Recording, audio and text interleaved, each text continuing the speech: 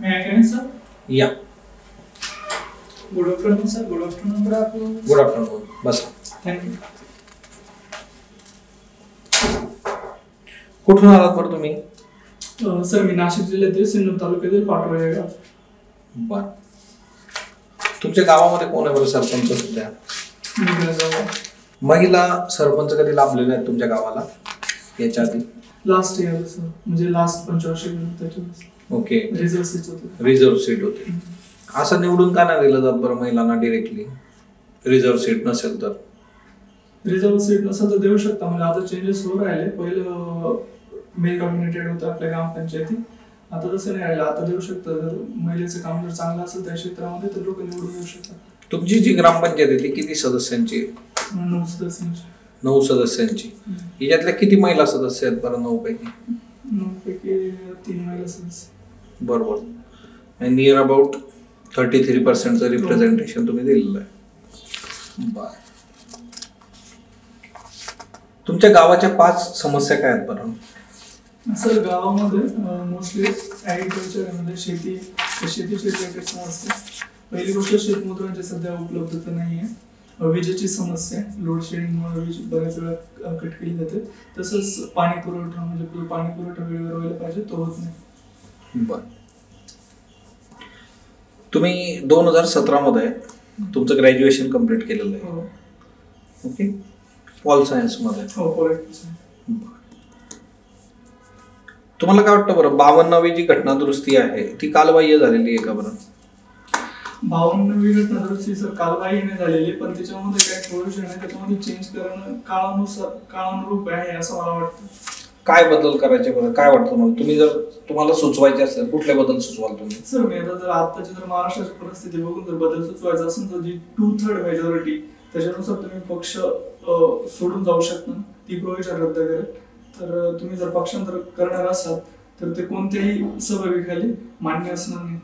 पक्षांतर बनवून टाकायचं. मग एखाद्या व्यक्तीला जर आहे मनाविरुद्ध पक्ष काहीतरी करायला लावत असेल किंवा त्याला त्या गोष्टीत समर्थन द्यायचं नसेल तर मग त्याला तर मग एकदा एका पक्षात गेला की आयुष्यभर मग तिथं राहावं लागेल त्याला. नाही सर, आयुष्यभर नाही, पुढच्या पंचवार्षिक योजनेला तो बदलू शकतो ना. पार्टी बदलायची असेल म्हणजे निवडून यायच्या आधी नाही, म्हणजे निवडून गेल्यानंतर नाही बदलू शकत पक्ष असं? हो, निवडून गेल्यानंतर नाही. असं असू शकतं का की एखादी व्यक्ती निवडून गेलेली आहे एखाद्या पक्षामध्ये, पण त्या पक्षाची जी पॉलिसी आहे तिच्यामध्ये काळानुरूप बदल व्हायला लागलेत, किंवा एखादी गोष्ट आहे की एखादा विधेयक आहे की ते त्याला मान्य नाहीये किंवा त्या पक्षाने घेतलेला स्टँड त्याला मान्य नाहीये, त्याने न काही बोलता समर्थन द्यायचं का त्याला? नाही सर, त्याच्यासाठी तो व्हीप जारी केला जातो. त्याच्यामध्ये काही चेंजेस असेल, जर एखाद्या सदस्याला जर ते मत पटत नसेल तर त्याला विरुद्ध मत देण्याचा अधिकार असावा, पण ते व्हीप मध्ये चेंजेस करायला लागते. जो व्हीप आपण जारी करतो त्याच्यानुसार पक्षांतर बंदची कारवाई होते ना, ते न करता प्रत्येकाला स्वतंत्र मत देण्याचा अधिकार असावा असं मला वाटतं. बरं. तुम्हाला प्रशासनामध्ये काय यायचंय बरं? सर प्रशासन हा एक चांगला प्लॅटफॉर्म आहे लोकांसाठी सर्व्हिस देण्यासाठीचा. तसंच याच्यामध्ये डायनॅमिक नेचर आहे, जॉब सॅटिस्फॅक्शन पण आहे आणि सर एक फायनान्शियल सिक्युरिटी सुद्धा प्राप्त होईल. ओके. आता सध्या रॅट होल मायनिंग अशी टर्म खूप न्यूज मध्ये आहे, काय बरं हे? सर जो उत्तरकाशी बोगद्यामध्ये उत्तरकाशी जिल्ह्यातील सिलकेरा बोगदा आहे, तिचा यूज करण्यात आला होता. तिथं ती बंदी, म्हणजे त्या रॅट होल मायनिंग का बंदी हो rat hole mining? Sir rat hole mining मधून मेघालय आणि नॉर्थ ईस्ट स्टेट मध्ये कोळसाच्या खाणी होत्या झारखंडमध्ये, तर तो कोळसा काढण्यासाठी ही एक पद्धत वापरली जात होती. त्याच्यामधून एक होल छिद्र केलं जातं, फक्त माणूस उतरल एवढं, तो खाली जाऊन कोळसाचं खनन करत होता आणि तो वर पाडत होता. त्याच्यामधून अपघात होण्याचे प्रमाण जास्त होते. त्यांच्यासाठी कोणती सिक्युरिटी नव्हते, म्हणजे जर पूर आला तर ते डायरेक्ट बुडून जायचे, म्हणजे त्यांचा डेथ व्हायचं. बर. तुमच्या कुटुंबात कोण कोण आहे? आमच्या कुटुंबाचं एकत्रित कुटुंब आहे. त्याच्यामध्ये आई वडील, चुलता चुलती आणि माझे भाऊ. भाऊ किती भाऊ आहेत तुम्हाला? मला 2 भाऊ आहे. सख्खे? हो, सख्खे. तुम्ही किती नंबरचे? मी 2 नंबर. बर. तुम्ही पेपर वाचलात आजचा? आजचा पेपर हेडलाईन्स बघितले? काय काय होतं हेडलाईन्स? जे इलेक्शन झाले त्याच्या रिझल्टची माहिती होते. कुठलं इलेक्शन झाले बरं? विधानसभेचे इलेक्शन झालेले मध्य प्रदेश, राजस्थान, तेलंगणा, छत्तीसगड आणि मिझोरम. त्यातले निकाल कोणाचे काल जाहीर झाले? कुठल्या एकाचा नाही झाला? मिझोरमचा राहिलेला तो आज आहे. मिझोरमचा 4 तारखेला. बरं. बाकीचे झालेच आहे. तेलंगणामध्ये किती जागा होत्या विधानसभेच्या? तेलंगणामध्ये 119. 119. तिथे काय निकाल आला? तुमचं काय विश्लेषण आहे निवडणुकीबद्दलचं त्या? तिथं काँग्रेस सत्तेत आलेले 10 वर्षानंतर BRS भारतीय राष्ट्र समितीला पराभव झालेला आहे. त्या 64 सीट मिळून काँग्रेस सत्तेवर आलेली. बरं. तुम्ही मतदान केलंय का आतापर्यंत कधी? हो केलेलं. कुठल्या निवडणुकीसाठी? लोकसभेची. लोकसभा होती. तुमची हॉबी काय आहे? मॅम मला खो खो आणि क्रिकेट विषयी आवड आहे. खो खो आणि क्रिकेट. हो. आता रिसेंटली मग जो वर्ल्ड कप झाला तो पाहिला असेल तुम्ही क्रिकेटचा? हो बघितलं. बघितलात? फायनल मॅच बघितली होती? हो बघितलं. का हारलो आपण फायनल मध्ये? मॅम फायनल मॅच मध्ये हारायचं म्हणजे 2-3 कारण होते. तर ज्यावेळेस पिच सेकंड बॅटिंग ऑस्ट्रेलियाची होते तर बॉलवरती ड्यूजचं प्रमाण वाढलेलं होतं. एक कारण आहे. पिचवर नंतर बॉल इझिली यायला लागलं होतं आणि आपण पण पहिल्या मॅच मध्ये जेवढे स्कोअर पाहिजे होतं तेवढं बनवू नाही शकलो फर्स्ट इनिंग्स मध्ये. भारतीय संघाचं क्षेत्ररक्षण कसं आहे त्याच्याबद्दल काय मत आहे तुमचं? मॅम ज्या फायनलच्या मॅच मध्ये राहणार त्या वीक झालेलं क्षेत्ररक्षण. ऑस्ट्रेलिया खूप स्ट्रॉंग झालेलं. आपलं त्या तुलनेत खूप डिसा क्षेत्ररक्षण झालेलं. बरं. तुमचे 2 वीकनेसेस काय सांगू शकता का? हो मॅम मला वाटतं की वीकनेस प्रत्येकात असतं थोडंफार. माझा एक वीकनेस असा आहे की मला झोप खूप लागते. झोप खूप लागते म्हणजे किती लागते? मॅम 8 ते 10 तासाच्या दरम्यान माझी झोप आहे. 8 ते 10 तास तुम्ही झोपता? सायंटिफिकली बघितलं तर किती झोपायला पाहिजे बरं? 8 तास पाहिजे. 8 तास? हो. बरं. आणि अजून काही वीकनेस? वीकनेस आहे की कधी कधी राग खूप येतो. पटकन राग खूप येतो. तुमची आता निवड झाली, तुम्ही प्रशासनामध्ये आलात तर तुमचं शेड्यूल खूप हेक्टिक राहणार आहे हे जी तुम्हाला जाणीव असेलच. मग तुम्हाला त्याची सवय लागली सलग एवढे तास झोपायची, मग तुम्ही कसं काय ते बदलणार अचानक एवढी? त्याच्यामध्ये चेंज करू शकतो काळानुसार. त्याच्यामध्ये पण बदल होतील. की किती दिवस लागतील तुम्हाला ही सवय चेंज करायला? मॅम 21 दिवस. 21 डेज? हो. त्यात बदलून जाईल सगळं? हो 21 डेज मध्ये मी होतं माझं शेड्यूल सवय व्यवस्थित चेंज. तुमचा पहिला पोस्ट प्रेफरन्स काय आहे? उपजिल्हाधिकारी, सेकंड DYSP, तिसरा तहसीलदार, चौथा मुख्याधिकारी. तुम्ही DYSP पहिला का नाही घेतला? मॅम तो मला उपजिल्हाधिकारी या पोस्टबद्दल आकर्षण आणि त्याच्यावर ज्या कामाच्या संधी मिळतात त्याच्याबद्दल. आणि DYSP हा माझा सेकंड प्रेफरन्स आहेच. बरं. पोलीस प्रशासनामधल्या ज्या महिला आहेत, जे अधिकारी असतील किंवा कर्मचारी, त्यांचे काय प्रॉब्लेम्स आहेत? कामाचे तास खूप जास्त आहेत त्यांच्यावर. ते तर पुरुषांचे पण आहेत की? दोघांचे पण आहेत. पण स्पेसिफिकली महिला पोलिसांचे काय प्रश्न? त्यांना दोन्हीकडे म्हणजे घर पण सांभाळायचं असतं आणि वर्क पण करायचं. वर्क लाईफ बॅलन्स त्यांच्यासाठी मुश्किल आहे. म्हणजे जसं घरात पण त्यांना लहान मुलं, सासू सासरे यांना सगळ्यांचं बघायचं असतं.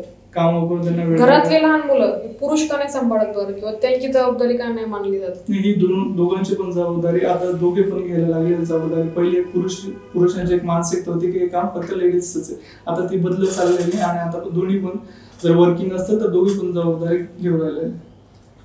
तुमचं लग्न झालेलं नाही, अनमॅरिड आहात तुम्ही, बरोबर? तुमच्या काय अपेक्षा होणार जोडीदाराकडून? कशी मुलगी बघणार तुम्ही? स्वभावाने चांगली पाहिजे. चांगलं म्हणजे काय? चांगलं समजून घेणारे एकमेकांना. ते तुम्हाला कसं कळेल किती समजून घेणारे आहे की नाही ते? थोडाफार वेळ द्यायला लागेल एकमेकांना त्यावेळेस समजून घेण्यासाठी. लग्नाच्या आधी वेळ देणार का नंतर कळेल झाल्यावर की कसं आपल्याला काय मिळालंय ते? मॅम झाल्यावर काही ऑप्शनच नाही राहत अवेलेबल. लग्नाच्या अगोदरच वेळ द्यायला लागणार. ठीक आहे सर. ठीक आहे. एक म्हण आहे बघा, डोंट जज the book by it's cover. काय अर्थ होतो बरं? सर त्याचा असा अर्थ होतो की एखाद्याला तुम्ही नुसतं बघून म्हणजे वरच्यावर बघून तुम्ही त्याचं जजमेंट ना घेऊ की तो कसा आहे, ती व्यक्ती कशी आहे, हा त्याचा अर्थ होतो. तुम्ही पर्सनली कसं जज करता बरं एखाद्या व्यक्तीला? एखाद्या व्यक्तीला जज करण्यासाठी म्हणजे आपण त्याच्याशी बोलू शकतो, राहू शकतो, त्याच्याबरोबर वेळ स्पेंड करू शकतो, त्याच्यातून त्याच्या ज्या हॅबिट्स आहेत त्या कळून येऊ शकतात. तुम्ही पर्सनली काय गोष्टी ऑब्झर्व करता? पर्सनली ज्यावेळेस भेटतो बोलतो त्यावेळेस सर्वात महत्त्वाचं त्याचा विचार, त्याचा दृष्टिकोन, वेगवेगळ्या गोष्टींकडे किंवा घटकांकडे बघण्याचा त्याचा जो दृष्टिकोन त्याला ऑब्झर्व केला जातं. भारतीय अर्थव्यवस्थेसमोर कोणकोणते चॅलेंजेस आहेत बरं सर? सर सध्या भारतीय अर्थव्यवस्थेसमोर चॅलेंज आहे बेरोजगारीचं एक चॅलेंज आहे, महागाई वाढलेली आणि सर जो जीडीपीचा ग्रोथ रेट आहे तो सध्या कमी. हायपर इन्फ्लेशन काय असतं? सर हायपर इन्फ्लेशन म्हणजे जो चलनवाढीचा दर आहे ना तो प्रमाणापेक्षा अधिक होणं. सध्या कुठे चालू आहे बरं ही परिस्थिती जगामध्ये? Sudan sir, south Sudan. अर्जेंटिनाने बघा रिसेंटली डॉलर ही करन्सी अडॉप्ट केली, पेसोला जे आहे सबस्टिट्यूट म्हणून, बरोबर? काय कारण आहे बरं त्याच्या मागे? कारण सॉरी सर मला याचं स्पेसिफिक नाही माहिती, पण हे कारण असं की त्यांच्याकडे जो ज्यांचं चलन आहे त्याचं मूल्य खूप कमी झालेलं असेल, म्हणजे तिथं चलनवाढ झाली असेल, मग त्याच्यातून एक मार्ग काढायचा म्हणून त्यांनी डॉलर स्वीकारले असेल. तुम्हाला काय वाटतं इंडियाने अशा पॉलिसीज अडॉप्ट केल्या पाहिजे येत्या काळात? नाही सर, मला नाही वाटत की आपल्याकडे एवढी पण महागाई नाहीये की आपण असं स्टेप्स घेण्याची गरज आहे. आपला रुपया आहे तो ठीक आहे, म्हणजे थोडीफार महागाई चालू राहते आणि ती असणं पण आवश्यक आहे. फॉरेन डायरेक्ट इन्व्हेस्टमेंट आणि फॉरेन इन्स्टिट्यूशनल इन्व्हेस्टमेंट याच्यामध्ये काय फरक आहे? जी फॉरेन डायरेक्ट प्रायमरी जो फरक येतोय, फॉरेन डायरेक्ट इन्व्हेस्टमेंट ही जास्त कालावधीसाठी असते आणि ती स्टेबल असते. तर फॉरेन इन्स्टिट्यूशनल इन्व्हेस्टमेंट ही कमी कालावधीसाठी असते आणि ती फ्लक्च्युएशन जास्त असतं. बरं, तुमचं ग्रॅज्युएशन पॉलिटिकल सायन्स मध्ये झालं. काही वेस्टर्न थिंकर्सची नाव सांगू शकता? सॉक्रेटिस, प्लेटो, एरिस्टॉटल, मॅकियावेली, अँटोनिओ ग्राम्सी. बरं, मॅकियावेली यांचं एक बुक आहे बघा, द प्रिन्स. काय सांगितलेलं बरं याच्यामध्ये? त्या प्रिन्समध्ये सर त्याने राजाची वैशिष्ट्य आणि प्रजेचं वैशिष्ट्य कसं असलं पाहिजे बरं? त्यानं राजाविषयी थोडेसे अमॉरल गोष्टी सांगितलेल्या आहे की राजाने कसं असायला पाहिजे. त्याच्यामध्ये त्यानं राजाने परिस्थितीनुसार बदलायला पाहिजे, म्हणजे साम दाम दंडभेद या सर्वांचा त्याने उपयोग करायला पाहिजे जशी परिस्थिती असेल तसं, आणि सत्तेला प्रायोरिटी द्यायला पाहिजे, कशाही पद्धतीने सत्ता स्वतःकडे राखता यायला पाहिजे. बरं, मला सांगा राईट्सची कन्सेप्ट काय आहे? हक्क. राईट्स सर मानवाला जीवन जगण्यासाठी सोयीस्कर होणं याच्यासाठी आपण हक्क दिले. बरं, सोशल कॉन्ट्रॅक्ट थेरी सांगा. सोशल कॉन्ट्रॅक्ट थेरी ही सर रुसोनं मांडलेली. तर सोशल कॉन्ट्रॅक्ट थेरीमध्ये असं सांगितलं रुसोनं की ज्यावेळेस नैसर्गिक अवस्था होती त्यावेळेस माणूस खुश होता, पण त्याच्यानंतर रिसोर्सेस कमी होत गेले, पॉप्युलेशन वाढत गेली, त्याच्यामधून संघर्ष व्हायला लागले समाजामध्ये. मग त्याच्यावर काहीतरी उपाय म्हणून सोशल कॉन्ट्रॅक्ट थेरी म्हणजे समाजानं किंवा लोकांनी एकत्र येऊन एक स्टेट स्थापन करायचं. प्लेटोचं आयडियल स्टेट कसं आहे बरं?